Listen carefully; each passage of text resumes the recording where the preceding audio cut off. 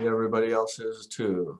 So with that, I think we've got everybody present and accounted for here this evening. So I will call to order the 17th of November 2020 remote meeting of the West Richland City Council to order at 6:01.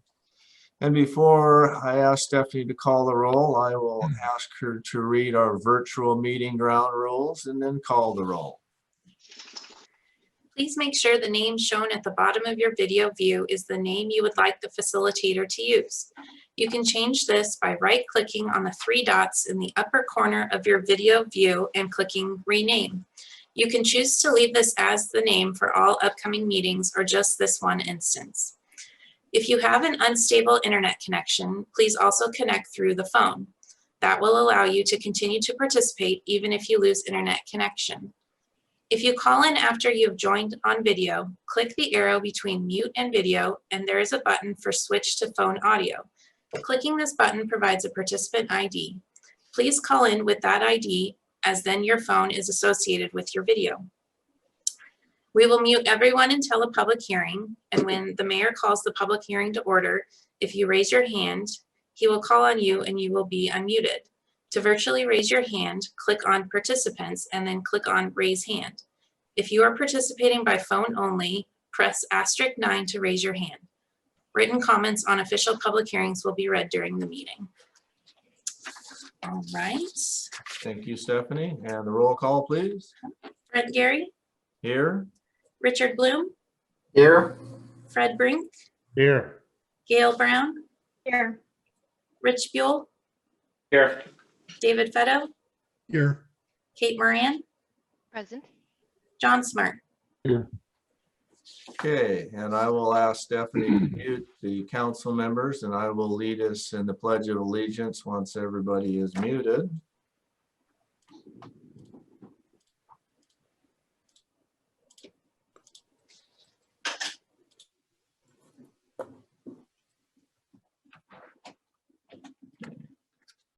I pledge allegiance to the flag of the United States of America and to the republic for which it stands, one nation, under God, indivisible, with liberty and justice for all. Thank you.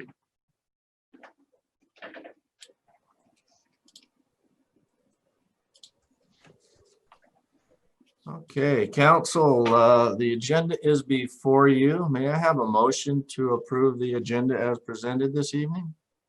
Mr. Mayor, I move to approve the agenda as presented. I second. I have a motion and a second. All in favor say aye, please. Aye. Opposed, same sign. Motion carries. Thank you, council. We have a presentation this evening from our finance director, Erin Gwen. She will be presenting the 2020 third quarter financial report. With that, I will turn it over to Erin. Thank you, Mr. Mayor. I'm going to share my screen.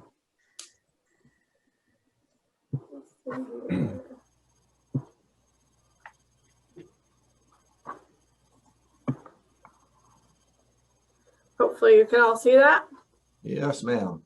Okay, so good evening.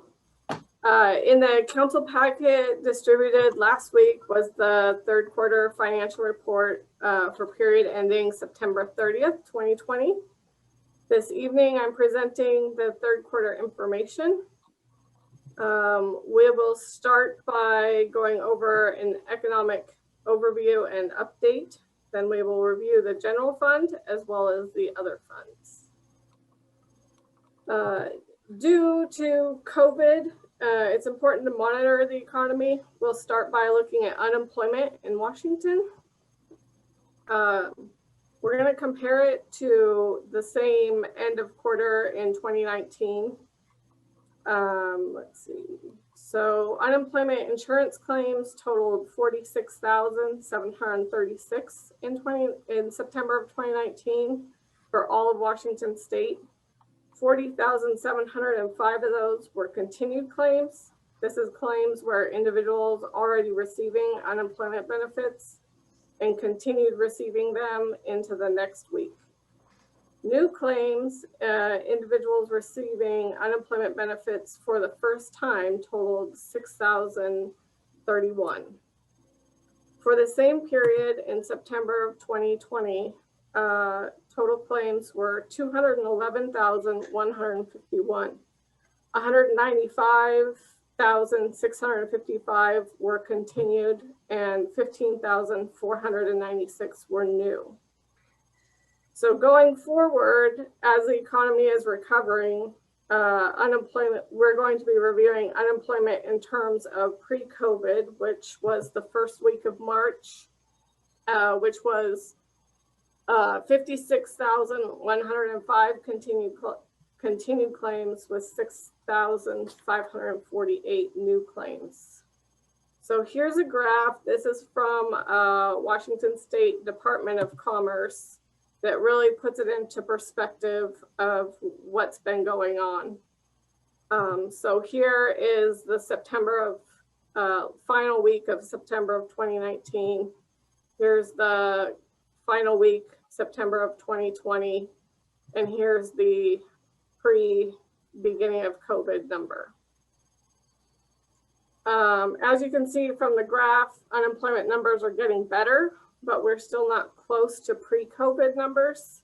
This will need to be monitored in coming months and throughout the next biennium, especially as we are shutting businesses down again. This is another concern.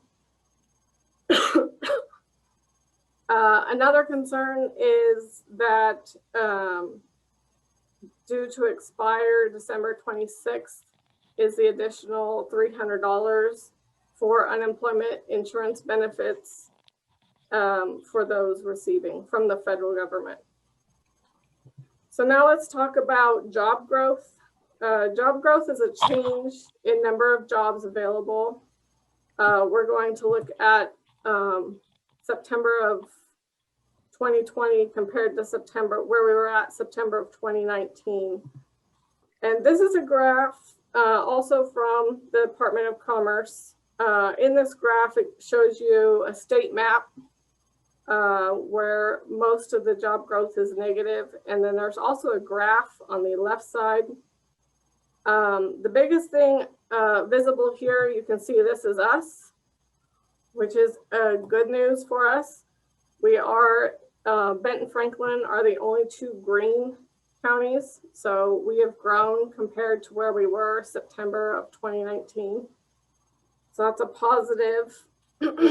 So it's Benton County increased by 3%.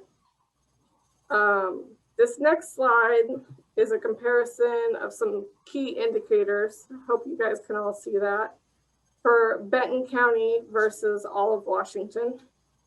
Again, this is the time frame of September 2019 to September 2020, so a year back comparison.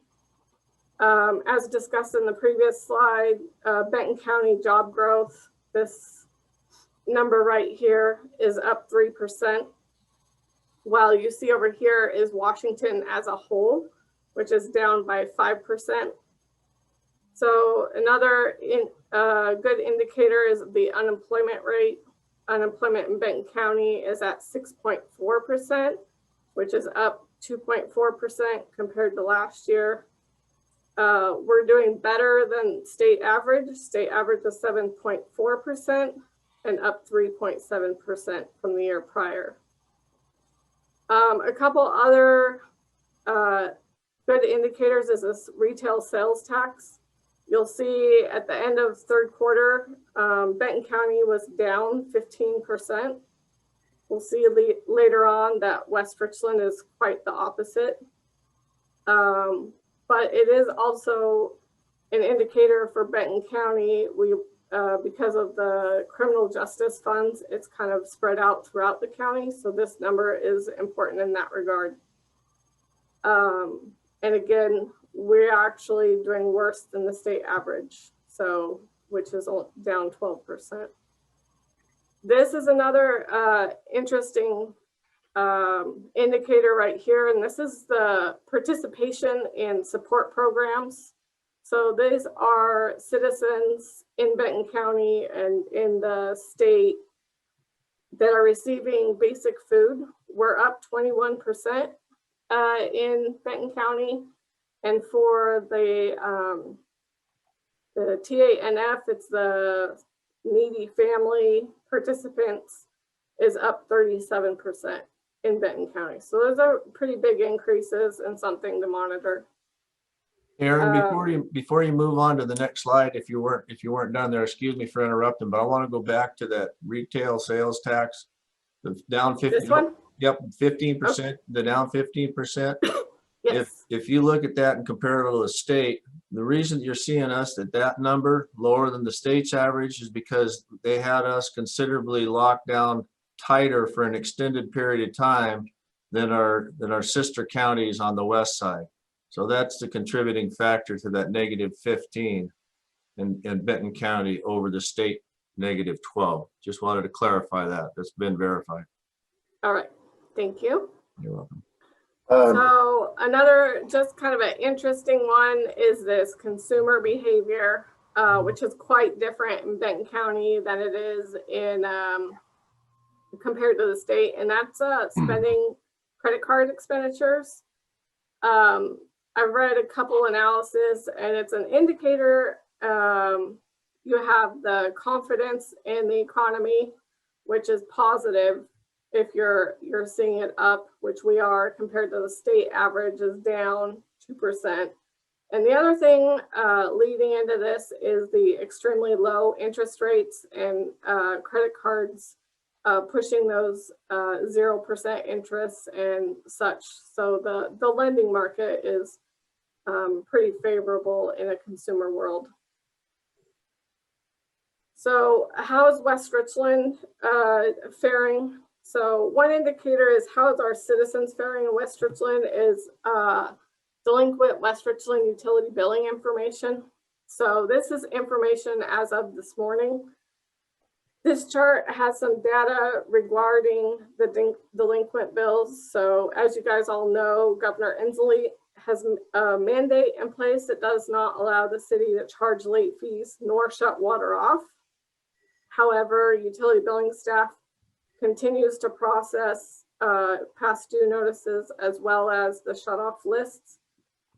There's a couple reasons we continue to do that. One, especially the past due notice, it allows the customer, if we've made an error or if it's lost in the mail, it kind of notifies them of where their account is at. But it also allows us to track trends. It allows us to see kind of the effects of what's going on with COVID. We also run the shut-off list on the regularly scheduled shut-off day. However, we don't actually go shut the water off. The latest one that we processed on November 10th, there was 164 customers on the list. That in comparison to pre-COVID and probably March or February or March numbers, we usually run between 30 and 35 shut off customers every month. So that's pretty large. And there could be a couple reasons. I mean, people know that we're not going to shut them off, so they're delaying paying their bill. As you can see from this chart, we have 126. So right here we have 126 customers that remain on this delinquent list. The total delinquent dollars as of this morning was $48,000. A couple of these customers were delinquent prior to 4/25. So part of these 6 customers in this group were delinquent prior. I know one of the homes is a foreclosure home. I know like there's a couple other ones that we've just struggled along. So that's kind of hard to account for those. Based on recent history, staff will most likely be able to work with customers and collect of this 31,000 here, probably 25 to 27,000 of it. So we usually run by due date of the next due date, so November 25th. We're usually running about a 22,000 to 25,000 past due balance. West Richland's been a lot more fortunate in this area than a lot of other cities. Talked to a lot of other cities and they're reporting hundreds of thousands of dollars in unpaid utility bills. So overall, compared to other cities, we're doing pretty well. Other local activity, one is building activity. This is a chart with construction activity compared third quarter of 2019 with third quarter of 2020. A positive trend you can see in the new single family permits. We're up 16%.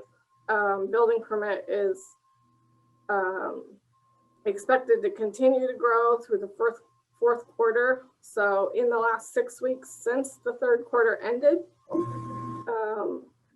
the city has issued an average of more than 10 single family permits a week.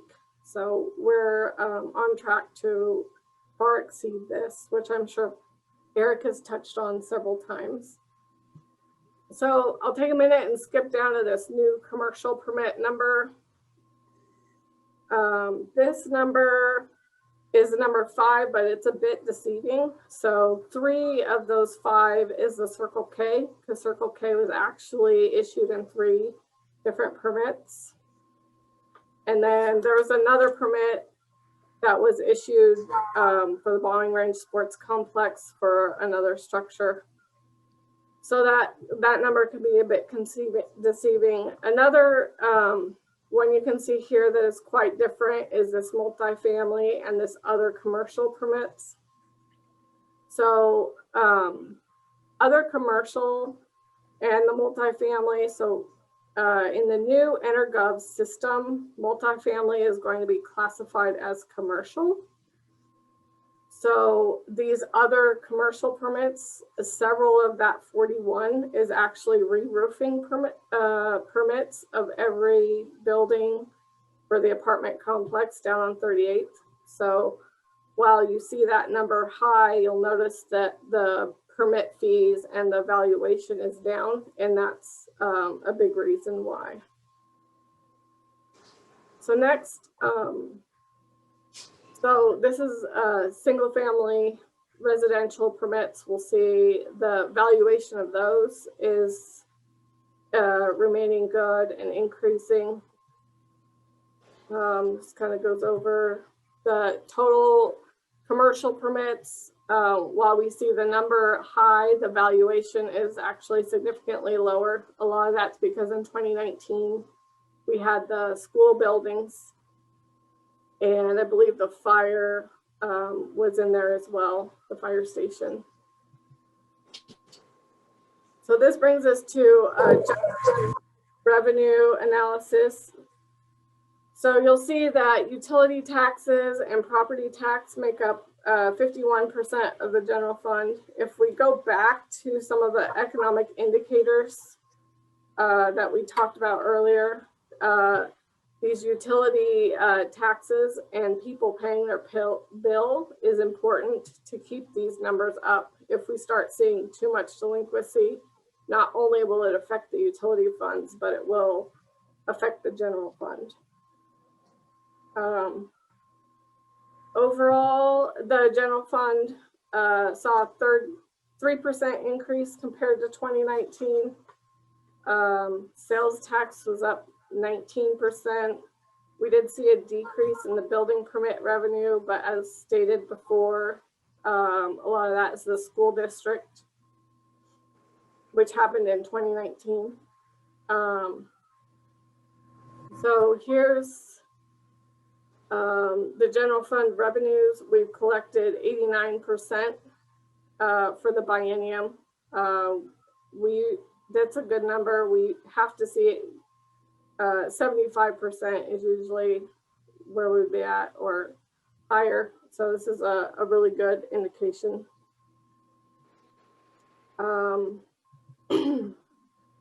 So sales tax has been an interesting one. West Richland's actually increased by 19% compared to the prior year, which is completely opposite of Benton County. The increases, if we go to the next slide, are you can see in the business sector construction activity remains extremely strong.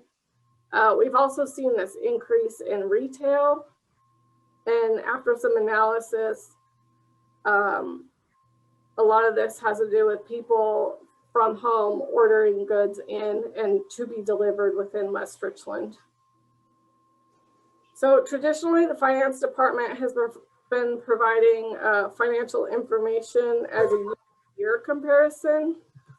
A change that we're working on going forward is to review how some of these key revenue sources are compared to what is budgeted. So this is a comparison of the 2019-2020 general fund sales tax that was which was budgeted versus actual. So this blue shaded area in here is the budgeted amount. And this solid black line here is where we are and what we've collected to date. So this would be as of September of 2020.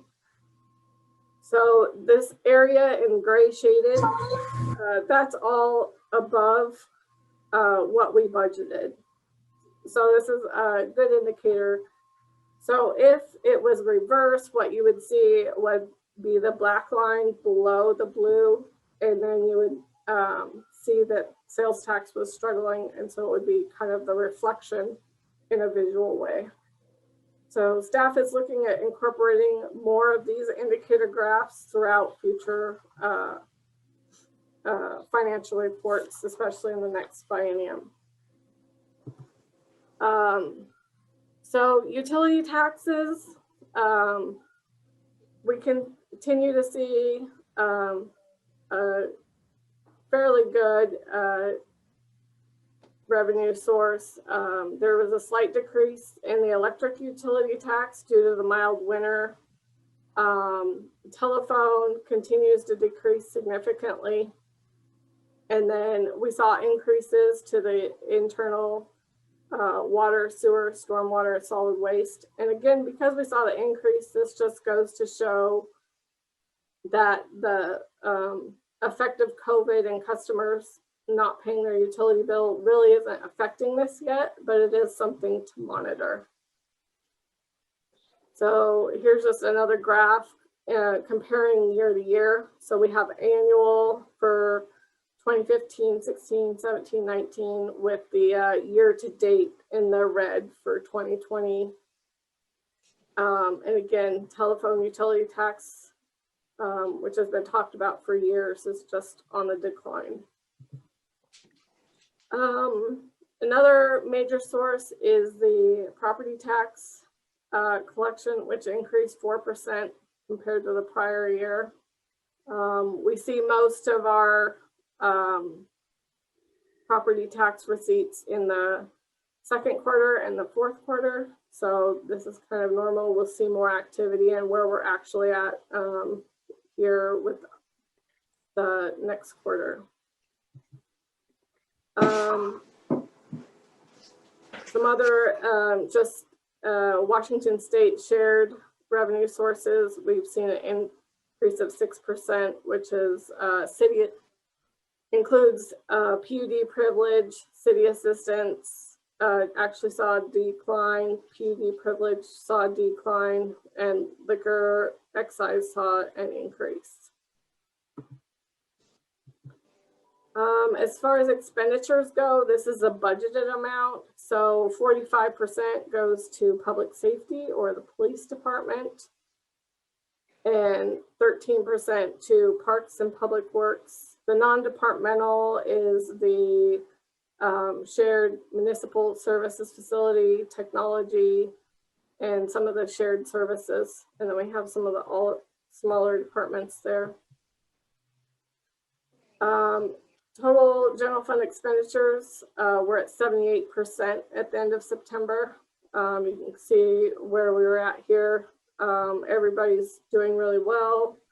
We have the budgeted amount versus the January, September 2020 actual and the January to September 2019 actual.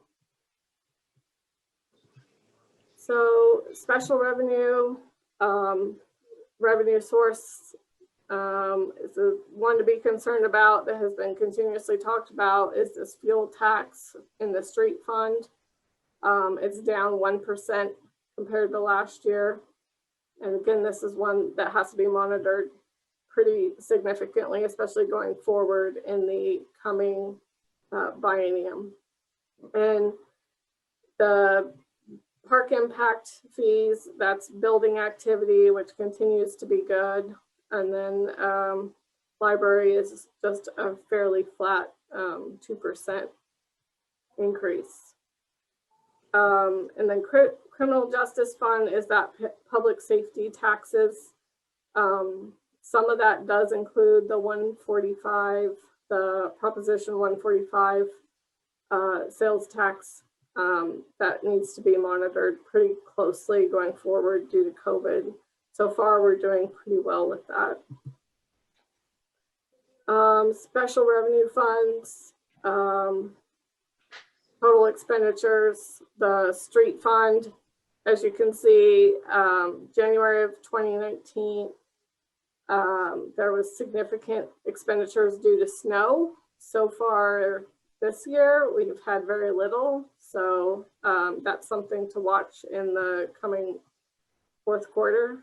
And then the rest of them are doing well. Also, the library fund is actually one that I believe next council meeting we'll be bringing a budget amendment due to the contracted library contract amount here is a little bit more than what because of the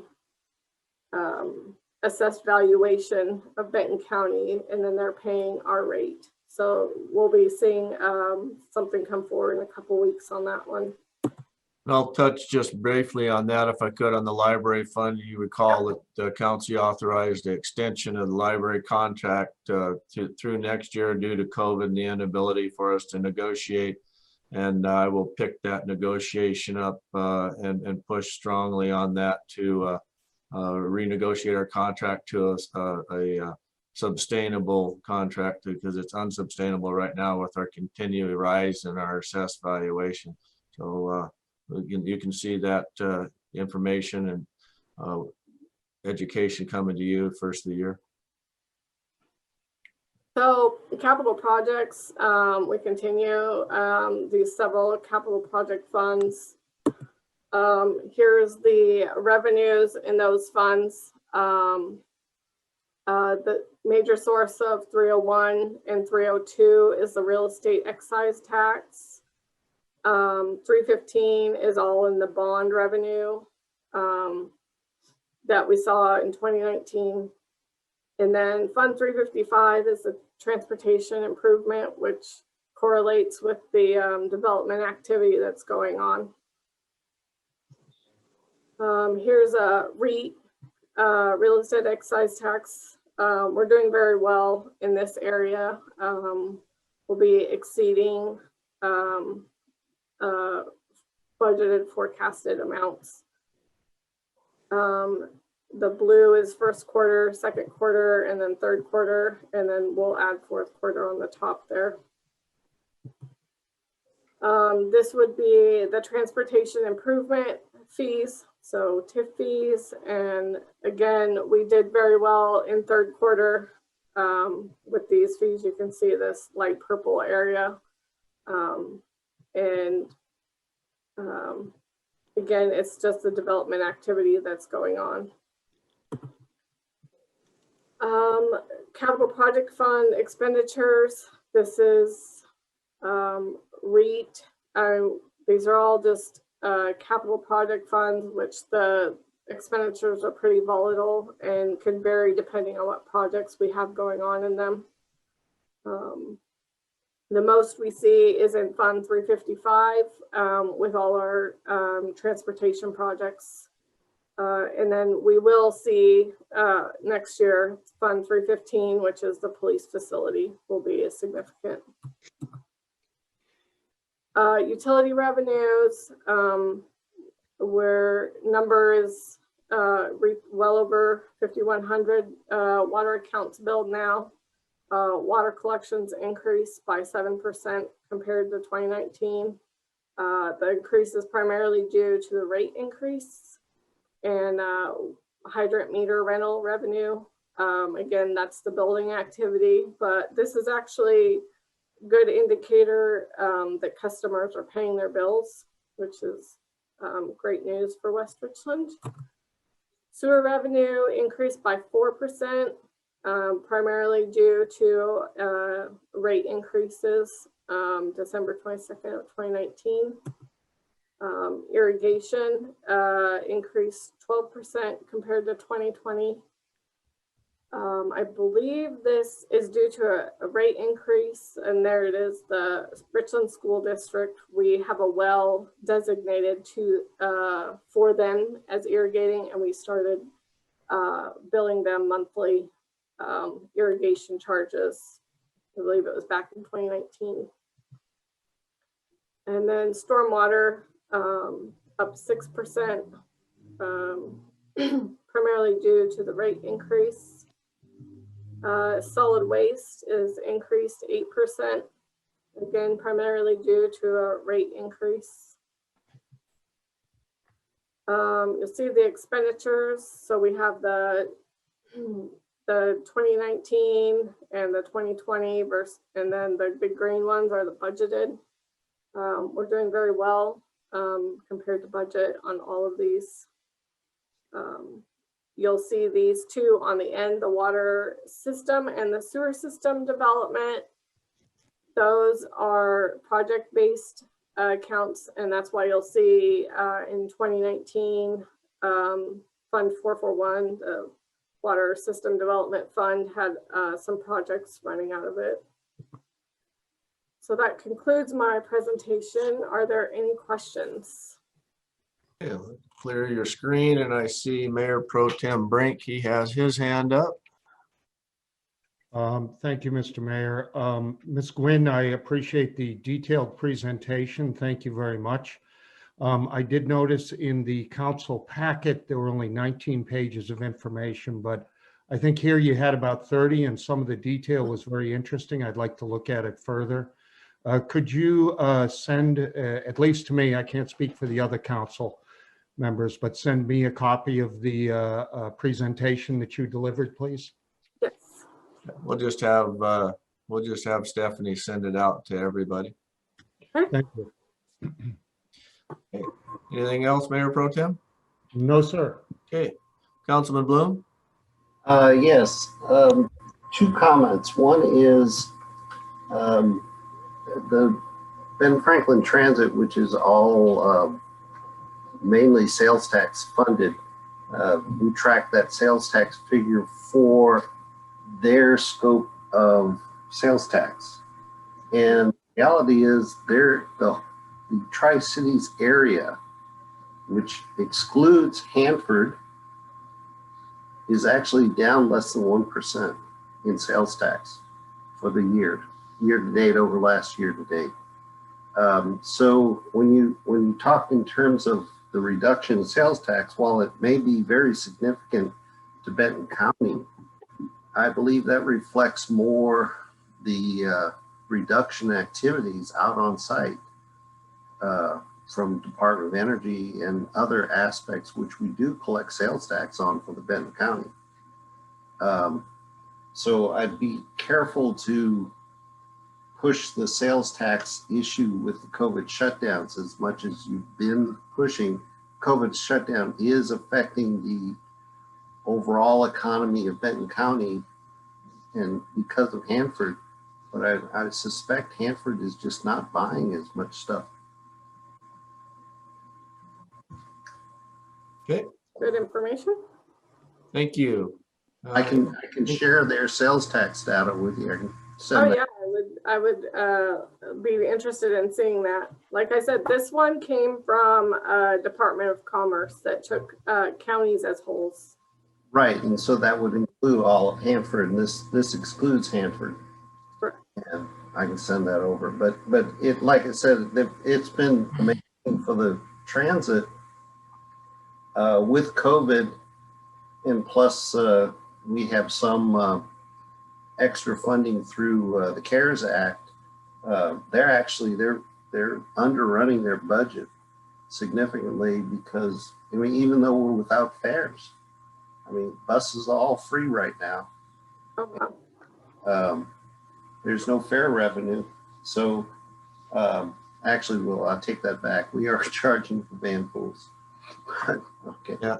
And Councilman Bloom, you're exactly right in regards to the less resale sales tax out at Hanford. And some of the discussions we had today is the concern of what kind of cost overruns or excessive expenses we're going to have by the impact of COVID slowing down the projects out there. So that's something that is a concerning for the budgets of contractors and DOE and in general. Mr. Oh, I Buell- mean, Mr. schedules. Buell- Yeah, Mr. Buell could probably attest to that as we had our conversations today. Anybody else have any questions of Aaron? Gail? Eric, on our unemployment, I was just wondering, Eric, since we have such an agricultural community over here, are we falsely low for right now and then are going to explode? And we have a lot of government jobs as well that I think have been, you know, plugging along with their system a little bit better than some of the private businesses. So are we kind of artificially inflated as far as what it looks like our employment is? No, before I changed that slide, I actually had the slide with, it's a 2,400 new non-farm jobs. So 600 of those could be farm jobs, but it's 3,000 total new jobs compared to last year. And that was the new, that wasn't the unemployment. We could see it increase, but we are comparing it from September of 2019 to September of 2020. So by hitting that same period, we would have seen the same kind of farm activity or not. Okay. And then as far as our delinquent bills we have, I know we've got some CARES money that came through for some, you know, utility assistance and so forth. But I don't know if as far as the rental piece of it, since we put it into the landlord's name, are they able to get that through to you guys? Or are we working anything with the nonprofits to get some assistance to them, or at least give them info? We have had, I know like the Western Community Care Foundation, they paid some of the, earlier on, they paid some bills. We've had just citizens walk in and cover some delinquent bills. We also have the CAC, the Community Action Center, that will be getting more of that CARES funding. I think it was, Stephanie was telling me it was around 16,000. Which we can send our customers to. So the staff that our staff calls all these delinquent customers on this list. We work with them. We've offered payment plans. We have a few on payment plans to help kind of stretch that out for them so they're not hit with a horrendous bill. But one of the options for CARES funding is through the Community Action Center. Okay. Well, I know one problem with the CAC is that the way they formulate everything, it's based on low income, and a lot, I'm assuming at least some of these people have, you know, they weren't low income until this happened. And so I know they weren't being able to get that paid, but so that's probably a different story. And another one, I don't remember where it is. So if somebody wants to go, oh, I know what it was. They've been talking that, well, some counties have been putting in place, you know, harder restrictions to take people to court if they have a COVID related not paying thing, particularly for, you know, landlords and renters and so forth. Are we concerned that we won't get some of this back pay at all? You know, by the time we take them to court, you know. Yeah, well, we do have a collections process that we will go through. Our collection agency would work on that. One of the things about water revenue is if after we get to the point when we can shut their water off, I mean, that's usually a good push, like especially those customers that have not been working with us. It's a good thing to prompt them to come in. The concern is the ones that where we don't have that water leverage. So if it's sewer only accounts, which you've seen before, or some of the ones closer to the county line where it's garbage and stormwater only, maybe they're on well and septic, and what's the incentive to get them to pay? And that's some of the challenges that we face in that regard. Those accounts are usually smaller, and we don't see the effects of loss of revenue on those as much as we would the water accounts. But the water accounts, which are generally tied to sewer, is a good leverage point. So when it does come to that time, we will be shutting off, and that will push, hopefully help incentivize them to come in and pay their bill. Make a payment. Or at least work with us to set up a payment plan, or let us, help them. But the girls up front are continuously on the phone, reaching out to customers, working with them, trying to get something going for them. Okay. Anybody else? Okay. Thank you, Aaron. Much appreciated. And look forward to see how things shake out in the fourth quarter of this next 2020. Okay, council, we have the consent agenda that is before you, which includes approved payment of the bills, approve the minutes of the regular meeting of November 3rd, 2020, resolution 6720, a surplus portion of the raceway property, and repeal resolution 2120. Motion to authorize the mayor to execute PSAs with Alexander's. Motion to authorize the mayor to execute partial deed restriction removal for the golf course. Resolution 6820, security and improvement agreement, Belmont Heights Phase 6 and 7. Final plat approval of Belmont Heights Phase 6 and 7. A resolution setting a public hearing for CD Group access easement vacation. Resolution 7020 setting a public hearing for Mooney easement vacation.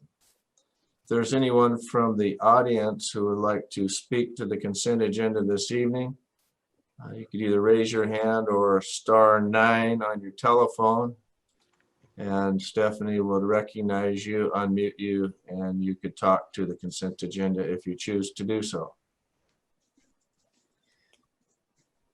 I see no one. Stephanie, do you see anyone? I do not. Okay. Seeing no one, council may have a motion to approve the consent agenda. So moved. Gail so moved, and a second by Kate. All in favor say aye. Aye.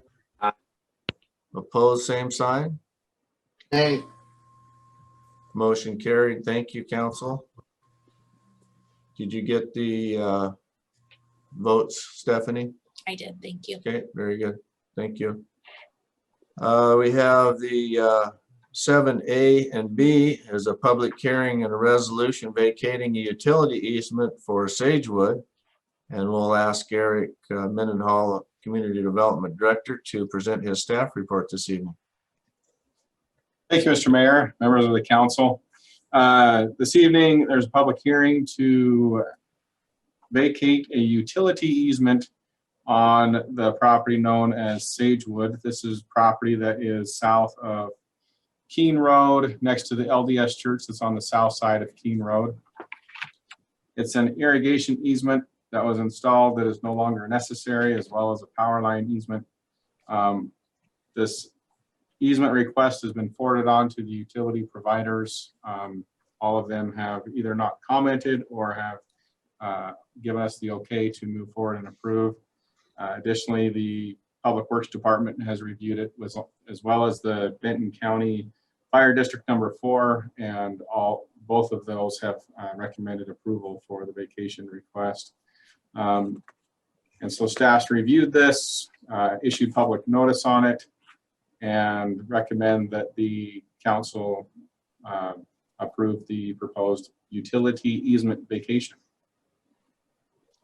Thank you, Eric. I will open the public hearing at 6:46. If anyone would like to provide comments to this agenda item, please raise your hand, or again, *9 by way of phone.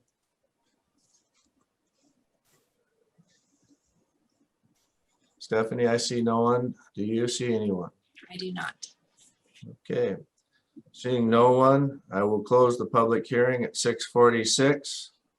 For Resolution 7120, Council, do I have a motion, please?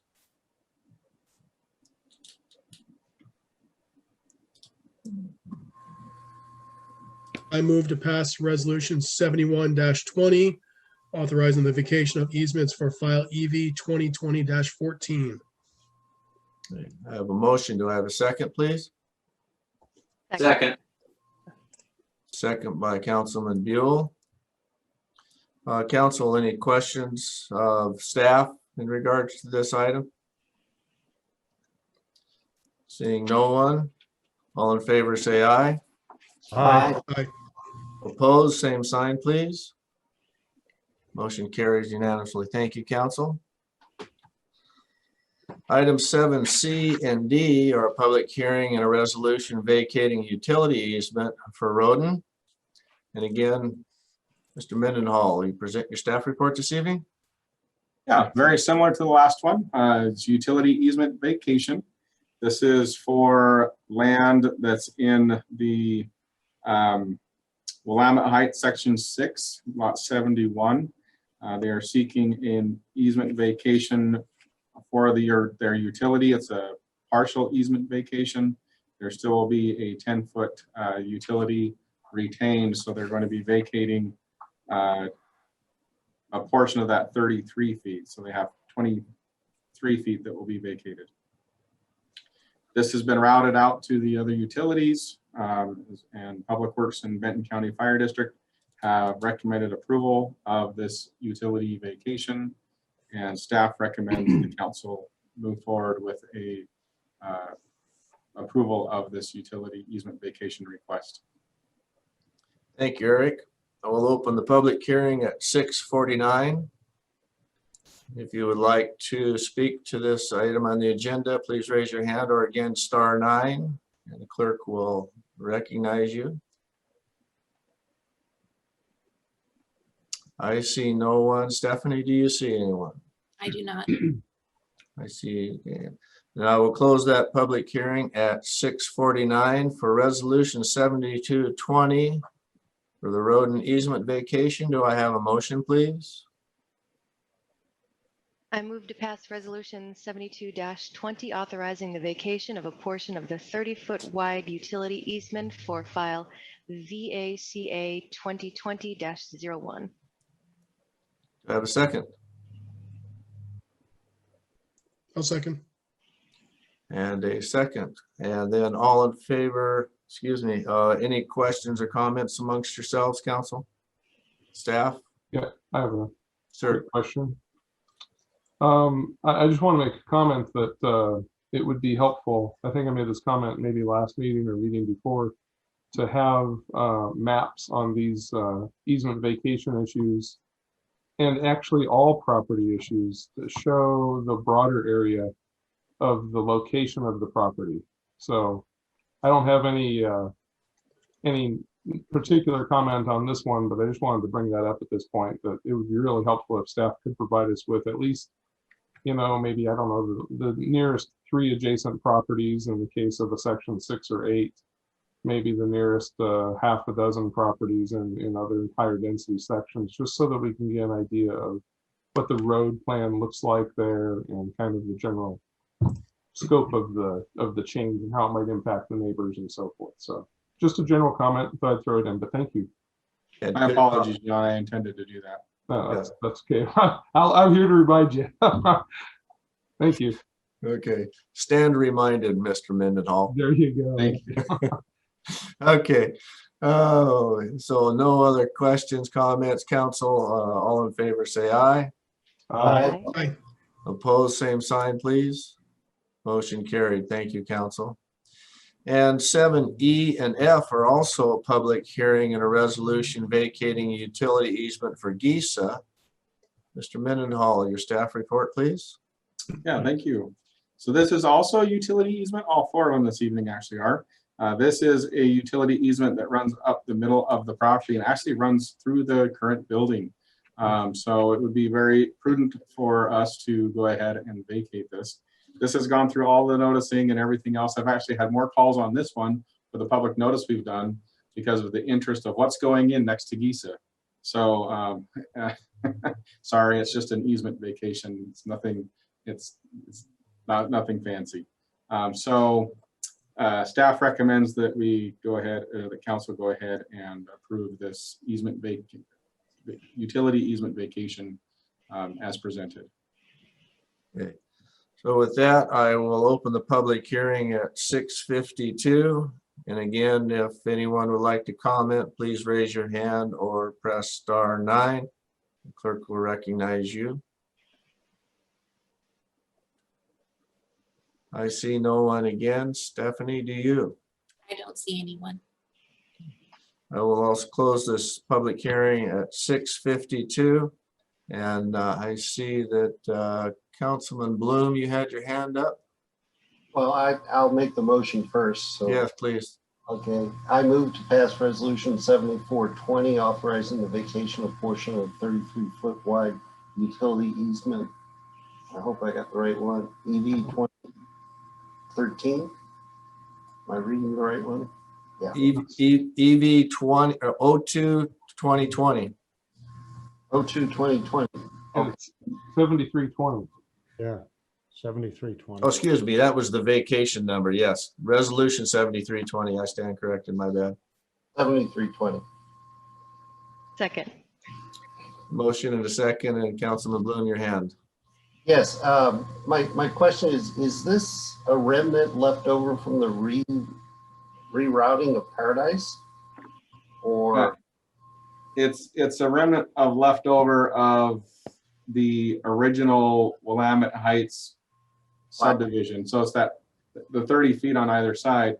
The lot line actually used to go right up there and teed into the intersection, but bombing range was looped out and around. And so this is just the remnant left over. It goes through the building currently and then through the out parcel that's there. So just to give you some history of there was a lot of vacation of these easements back in the day that never got recorded in the council packet. So we may be doing, this may be actually a second time. Okay. Okay. Anything else? No?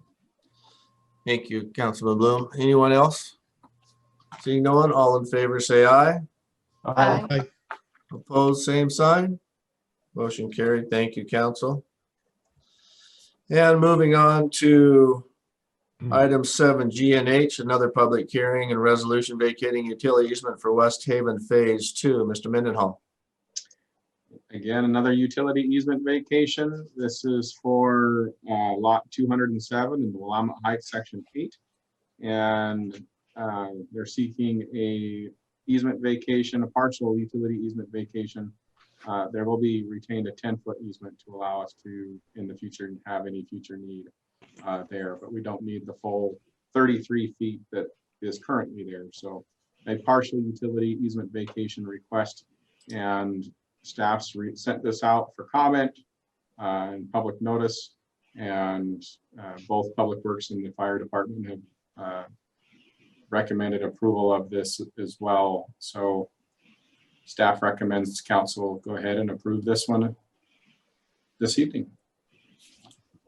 I'll open the public hearing at 6:55. If anyone would like to speak to this agenda item, please raise your hand or *9 by way of phone, and the clerk will recognize you.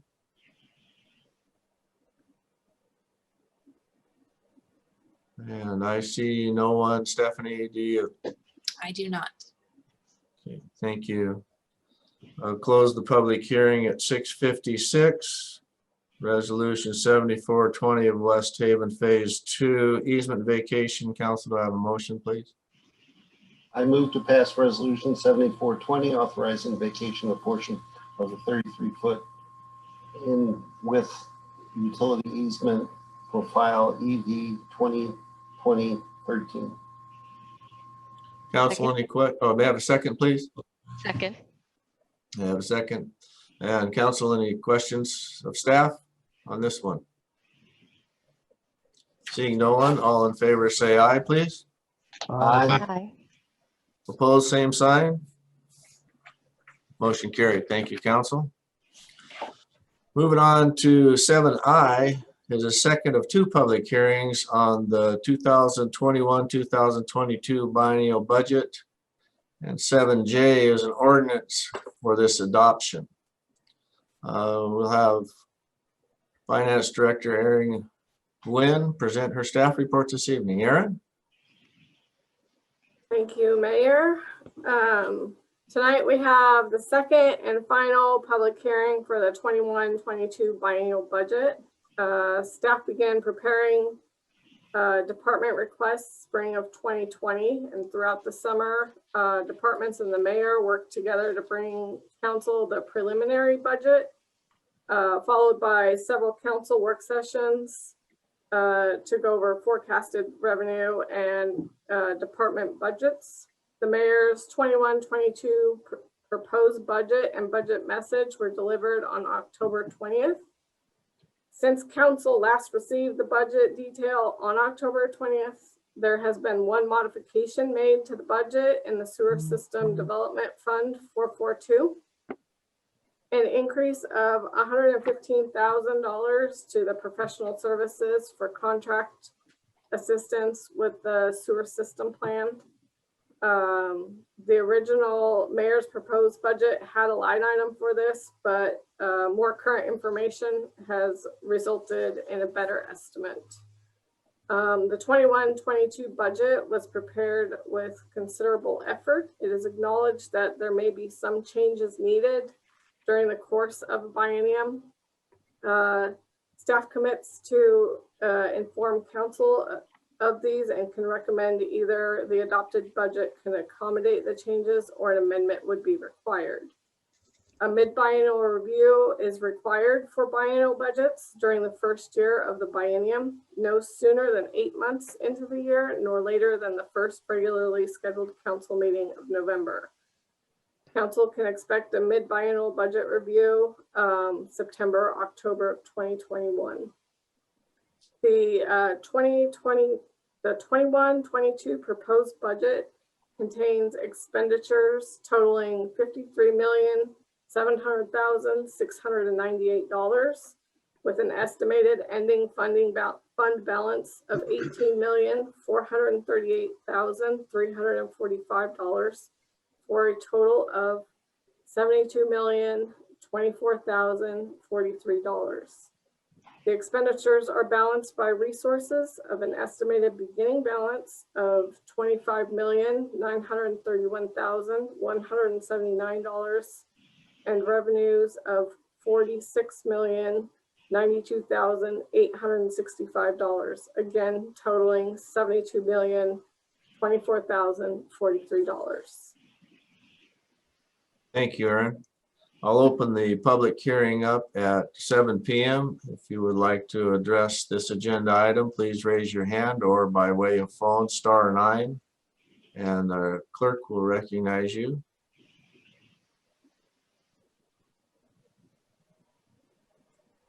I see no one from the public. Stephanie, do you? I do not. I will close the public hearing at 7 p.m. Ordinance 4020 adopting the 2021-2022 biennial budget. Council, do I have a motion, please? I move to pass ordinance 40-20 adopting the budget for the city of West Richland for the 2021-2022 biennium. I have a motion. Do I have a second, please? Second.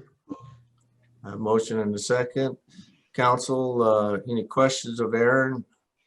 Discussions amongst yourself? I see Councilman Bloom has his hand up. Councilman Bloom.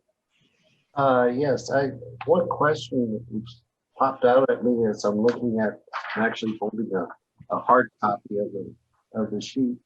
The police facility fund only shows a $6 million, 126,000 in the budget. There's more money out there. Where is it? Is that assuming it's going into the next fiscal year? Yeah,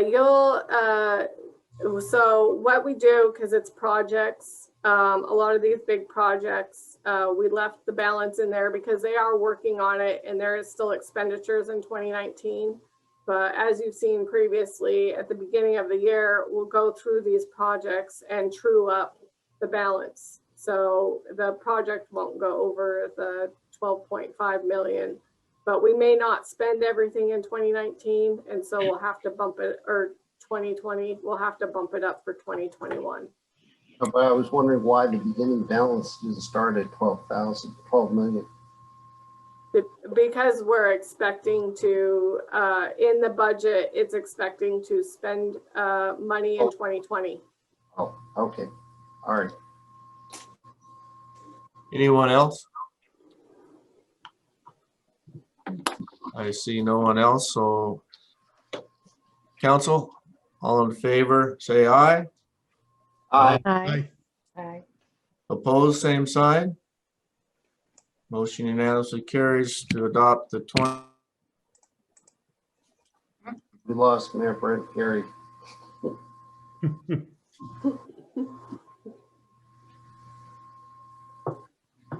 Was there money in there for a new microphone? Brett's still here. I think we lost his whole computer. I unplugged my video. Hey, I'm back. Got fat User feet error. under. We're too excited about the budget passing, Mr. Mayor. Oh, what a day. And then a great ending to a day. Thank you, council, much appreciated. And then, let's see, after I get the cramps out of my legs from bending over under a desk, we're gonna move on to resolution 7527K is a resolution adopting the 2021-2022 salary schedule. And we have HR director, analyst. You're not, what's your new title? I forget. Just call it HR. That's all encompassing. HR, yeah. Yes. Thank Selena's you. going to present her staff report this evening. Yes. So the salary schedule is something that we look at every 2 years when we create the budget. It's something that it's in our personnel policies that we do need to review so that we have comparable and marketable wages so that we can recruit people and retain people. This year, as we typically do, we hired an outside consultant, Synergy Resources, and they help us gather a lot of data. They take other similar sized cities in Washington state. So we're looking at cities between the population of 15,000 and 30,000 people. And then they also pull in Richland, Pasco, Kennewick because geographically they're our competition. And then they take various factors such as job descriptions, education requirements, salary ranges, certification requirements, experience, those sorts of things. And they line up our jobs to other cities' jobs and assess what those other cities are paying for those positions so we can see where we stand. So they did a lot of background work and we had some good information in terms of benefits. We're doing just like a lot of other cities are doing. Our medical, dental, vision looks comparable. Our retirement looks comparable. And our vacation time, our PTO looks comparable. We did have various positions which were underpaid. We spent a lot of time going through this year. We took all the data that Synergy gave us and we graphed it all out. We took each individual position and we graphed out what each other city pays it. And then we overlaid what our salary range is over the top. So that way we could see if we're short, over, right in line where we needed to be. So we did have various positions which needed to be moved around in the salary schedule and some of them which needed an increase. So what I did when we attached this was we took the 2019-2020 salary schedule and everything in red that we're not bringing into the next biennium is struck out. Then you'll see the next page, which is the 2020, 21-22 budget. And that salary schedule shows the new positions that we're putting in. And then it lines out the minimum wage, the medium wage, and the maximum wage for each position. Now, this doesn't increase the FTE count at all. The difference between the positions that we're getting rid of and that we're adding, those are promotional opportunities for people. So the FTE count will remain the same, at least so far, our plan so far this year. And then we also took the education and experience requirements of all the other cities, made sure that ours are in line with theirs. And we basically trued up the salary schedule, making sure that what we require of people in each category is very similar. So if we're paying other people the same pay rates, that what we require of them matches the other positions. So basically, everything in the salary schedule has already been put into the budget. So that's already been included. And again, it doesn't increase the FTE count. So does anybody have any questions? Before we do that, council, may I ask you for a motion?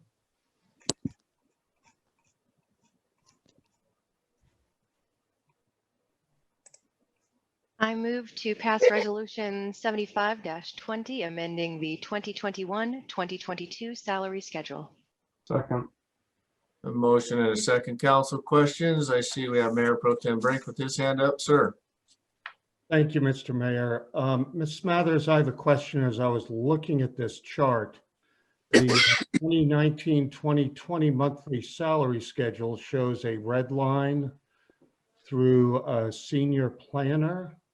And I think that I don't see that position on the 2021-2022 master schedule. Didn't we put out a job or a job posting recently for either an associate or senior planner? Yes, we actually just hired an associate planner. So we did just change the position. We struck out senior planner, added associate planner, and she's actually starting on the 30th. Well, that is great news. So we will not need a senior planner position then, I'm assuming. It's not looking like it at this moment. All right. Thank you for that information. Thank you. Okay. Anyone else? So I have a question that I'll ask about the increase in the salary schedule. For some of these positions have gone up by, say, in the mid-range by 20%, it looks like. How will that be administered to the staff that are in those positions? Is this going to be an instantaneous raise for people, or is this just put additional pressure on their advancement and salary over the course of the next few years? The most important thing about that mid-range, the way our current system is set up with performance increases each year, once you hit the mid-range, you're only eligible for 3% as opposed to 3.5%. So what this did in the immediate future is we had various people that were right up against that mid. This will allow them to get a slightly bigger increase. They will be eligible for the 3.5% instead of the 3%. So financially, it's not a huge impact. There was also a small impact because in doing that, some of our lower level, like the custodian positions, we realized that they were quite a bit underpaid. So some of those lower positions will probably end up getting more like a 6% increase just to true them up. But other than the custodians and some of those lower levels, it doesn't really affect what people are getting paid. It might affect their annual performance increase by 0.5%. Thank you. Okay. Anyone else? I see Councilman Bloom, you've got a hand up. Again, I guess my question comes back to the wisdom of deleting the positions, or at least the salary schedule of a planner or a senior planner from the standpoint of knowing where they would, I mean, whether we should not have them in the salary schedule, even if we don't have those positions filled. MRSC has advised us that what we want to have on our schedule is what we plan on having in employees, and then it matches to the budget. So right now we are considering a second planner later in the future when we have the funds for it.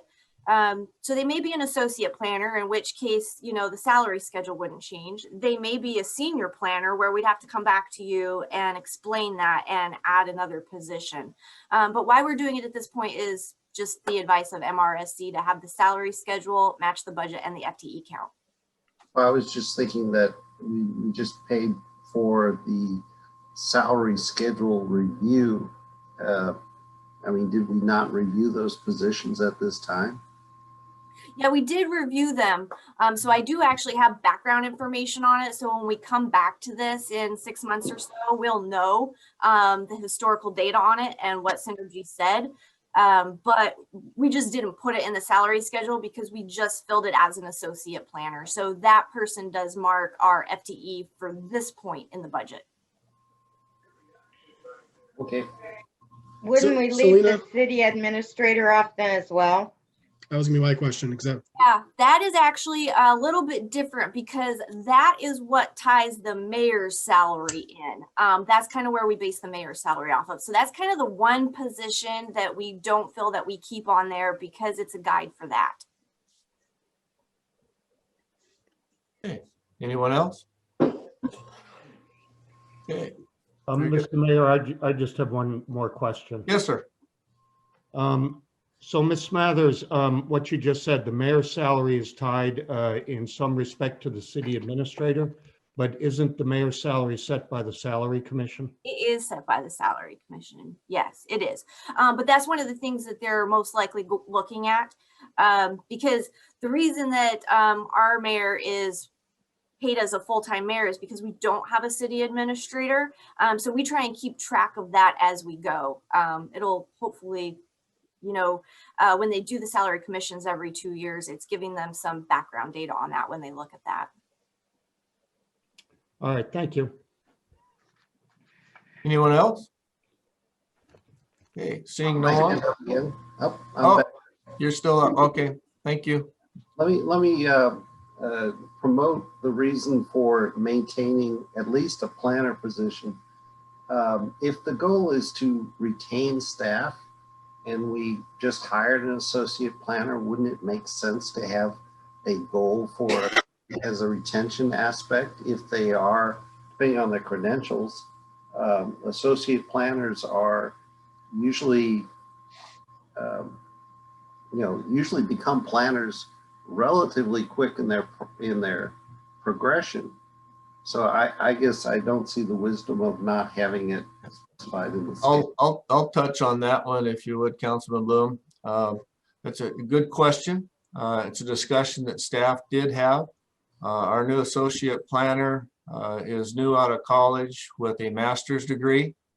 We want to make sure that as we move forward, and if we choose to bring on another associate planner as things get busy and council sees that there's a revenue stream as exhibited by Aaron's graph that is going to be monitoring the budgeted dollar amount and where we are actually tracking, gives you an idea as to whether we could afford another associate planner prior to another budget cycle.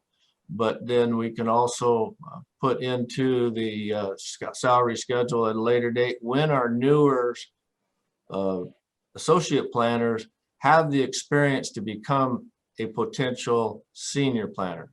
So we're finding that the applicants that we've been getting have been associates fresh out of college, not planners with bad habits that you have to retrain, but individuals that Eric can take and mentor and mold the department and the team together as we move forward. So you probably will see the senior planner come back at a time when we feel it's appropriate to put that position back into play for internal advancement. I do totally agree with that, Councilman Bloom. Did I miss anything, Selena?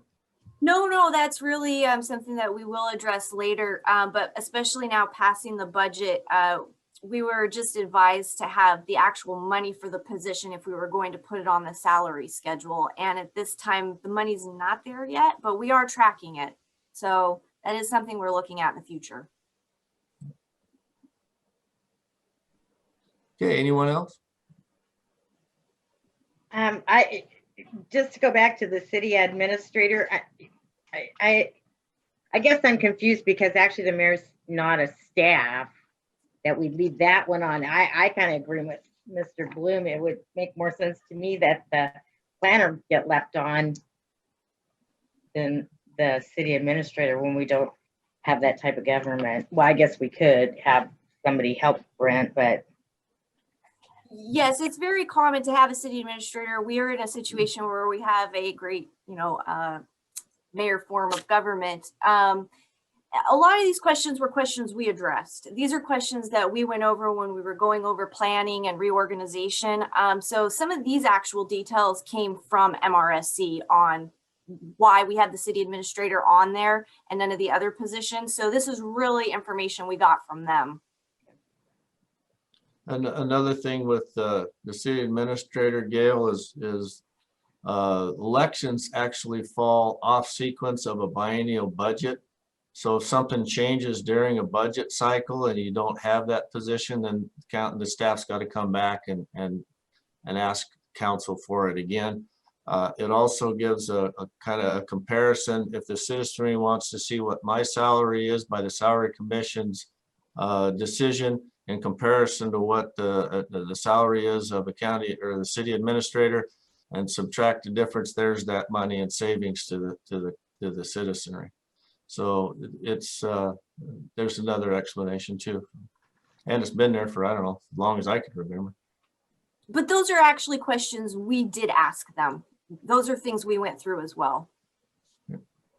So Selena, just to cap this off, I mean, so MRSC said that we shouldn't have these positions because there wasn't funding for them now, or they didn't exist now in our organization. Why? Why do they care? What's the liability of having the position there? So I understand what you said, but what's the why? They actually want the salary schedule tied to the budget and the FTE count. We actually kind of fought to have it loosened up a little bit. It would make things a little bit easier on our end, to be honest with you. But that's just not the advice that we got back from them. They want to see on the salary schedule, all the positions should somehow be tied to an FTE count and to some way a budget. Like you might have 5 maintenance people, and maybe your entire budget for all of them is X amount of money, and you can fit all of that in there. But if you're going to get a 6th person, they want to actually see that that's tied to the budget somehow, and they want us to be going back to council for these changes and additions. So they're really looking at these details to make sure that the FTE count is tied to the budget, and to some degree these salaries are tied to the budget, so that if we need an extra person, we're coming back to council to address that. Checks and balances. Yeah. Okay, so it's a means of protecting the budget from administrative acquisitions of people who council hasn't approved. Is that? Yes. Sum it up. I mean, You put that quite nicely. Yes. I just want to make sure we all understand. Yeah. Why it is a little confusing. Yes, and typically it's one thing to give someone a promotion. You're really only talking about a margin of increase there. But if you start adding full-time employees, that can greatly change the budget quickly. Okay. All right. So, Mr. Bloom, your hand up again? Yep, I'll jump back in there. Just for clarification, I guess, this may show my naivety, but do we actually approve? I mean, we've approved the budget, and the control point for the budget is these line items, 001, 002. We've gone into gross details what's behind that, but we don't really control that. Those aren't control points for the budget for the council. But do we actually control the FTE? the head count? I mean, I don't see that we have necessarily, we've approved the budget, which assumes a certain head count. But, you know, if we got half-price people, I don't see that would really, if that's not within the mayor's. Well, 2 part-time people does equal 1 FTE. So in a way, and every time we've ever increased by a person, an FTE, we have always gone back to council. Right, but that's tradition. I don't see that it's within our control. I mean, you know, assuming we got a mayor that went out of control, nothing personal, Brent, but you know, it's tradition to ask for additional staff, but that is always a discussion on building the budget. Once a budget's built, we could cut all, you know, all paper supplies and everybody bring their own toilet paper and hire a new person, assuming you could buy toilet paper these days. And that's within the scope of the mayor's prerogative as the head of the, I mean, I'm just trying to clarify that.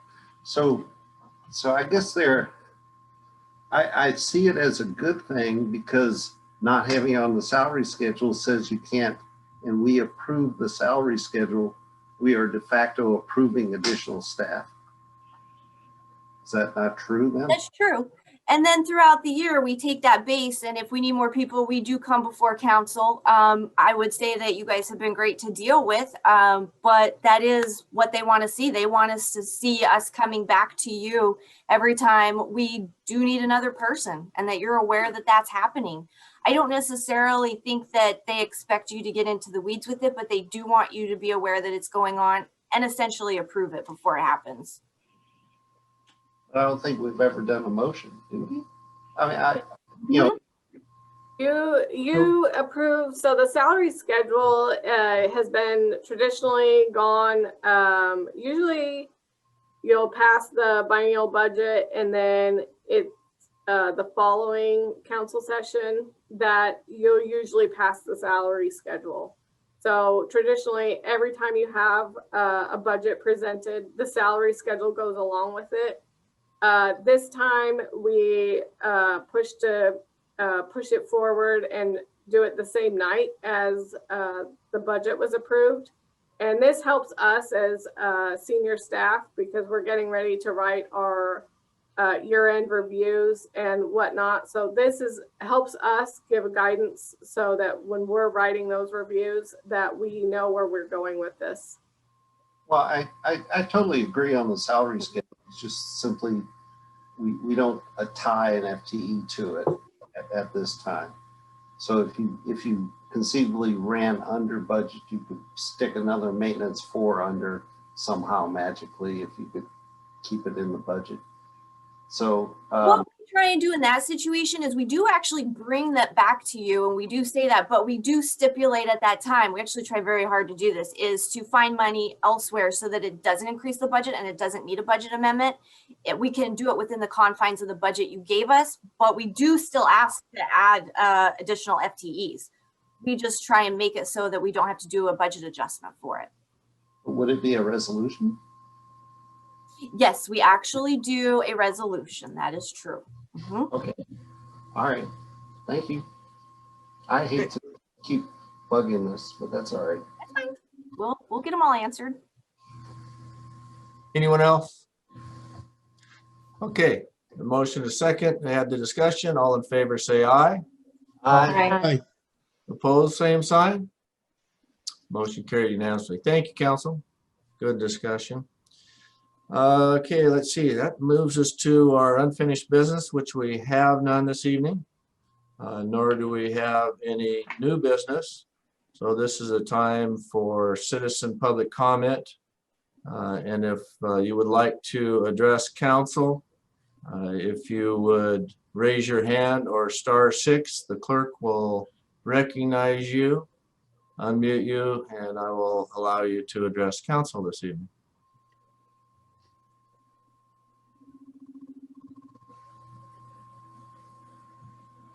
I see no one. Do you, Stephanie? I don't see anyone. Okay, thank you. Then we'll move on to staff council announcements, reports, and comments. I'm going to start this evening with staff. If there's any staff members that have anything that they need to address council or update, just go ahead and raise your hand. I'll recognize you. Okay, I see Eric.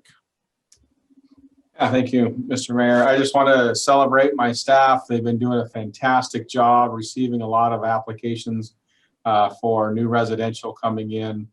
And to toot their horn a little bit, we ran a report for building permit valuations. So this is how much each permit new construction is valued at, what that's bringing to the community.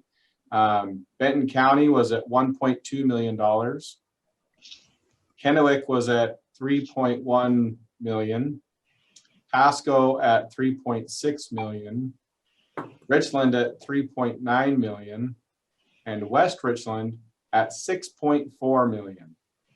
So we are doing a phenomenal job at making this happen, bringing new homes to our community and helping facilitate this development that we desperately need in our community right now. So this is really exciting. I'm excited for my team that I work with and all the people that help facilitate this, and Roscoe's team as well, and all that they do.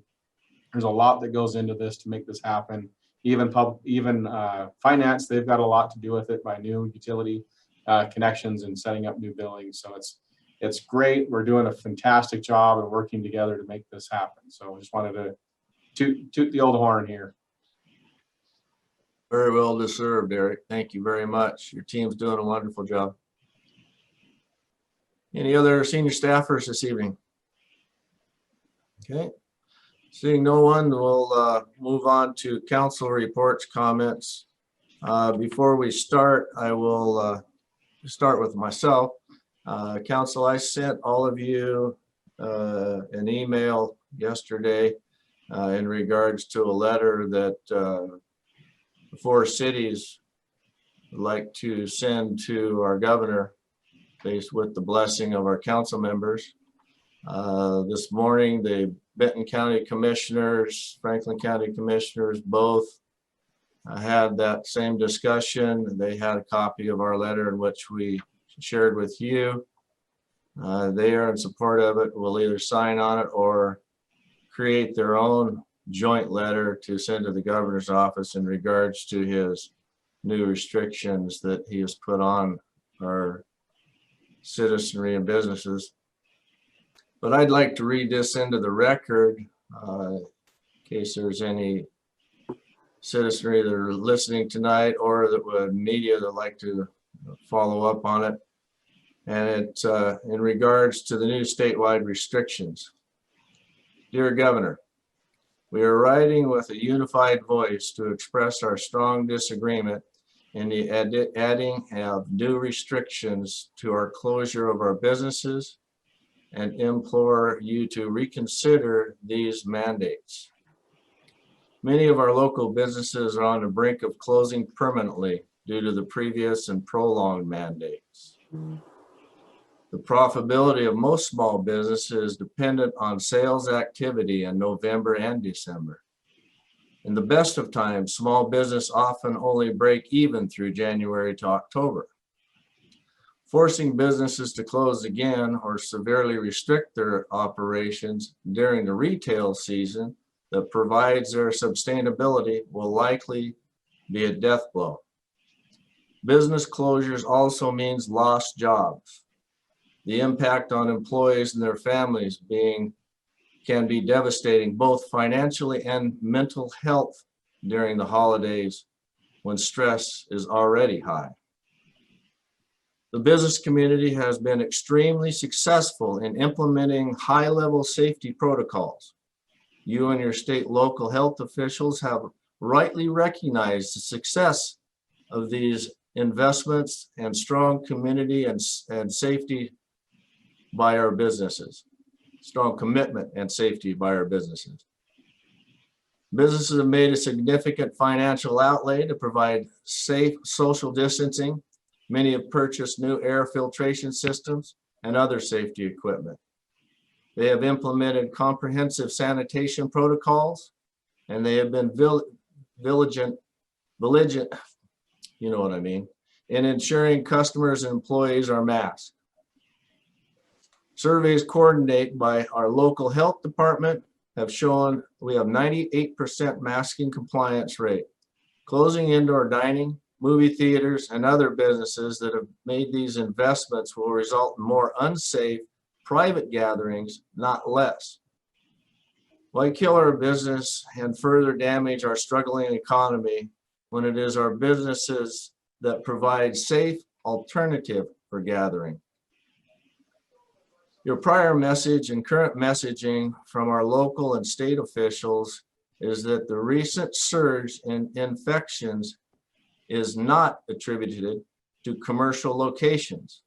Instead, the surge of infections is due to social interactions and individuals gathering in uncontrolled environments and not adhering to masking and social distancing protocols within non-business environments.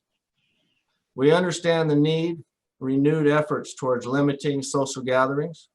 We have put forth tremendous time and resources towards safety messaging and stemming the spread of COVID-19 in our cities, and will continue to be a partner with our state and local health officials in this effort.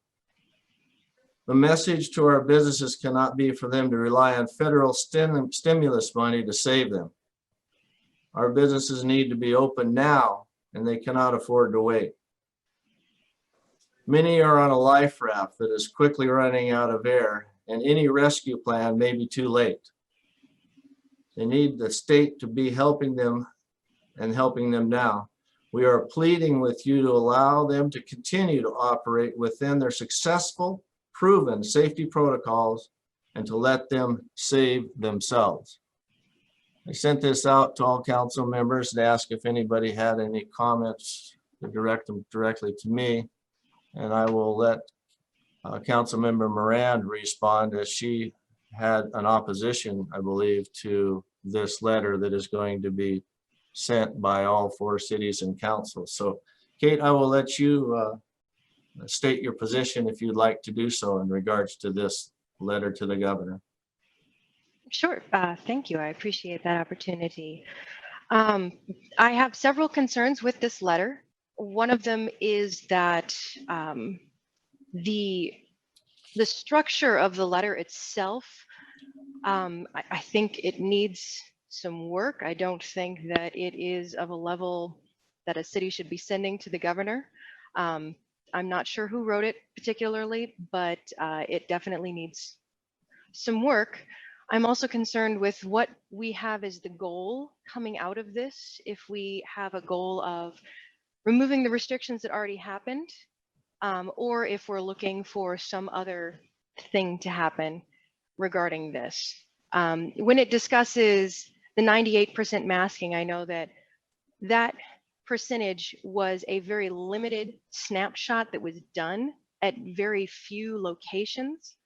I have gone out very seldomly during this entire time, and every place that I have gone, there has been a minimum of at least 3 people. If there were more than 10 people in the facility, in the store, there were at least 3 people, probably much more, that were either not wearing a mask at all, wearing the mask completely uncovering their nose, or wearing a face mask that does absolutely nothing because it was halfway up their head. So it didn't even block anything in front of them. So I push back strongly against this 98% usage because it was a snapshot and it doesn't fully recognize what's going on right now. And I know that the governor is using evidence-informed.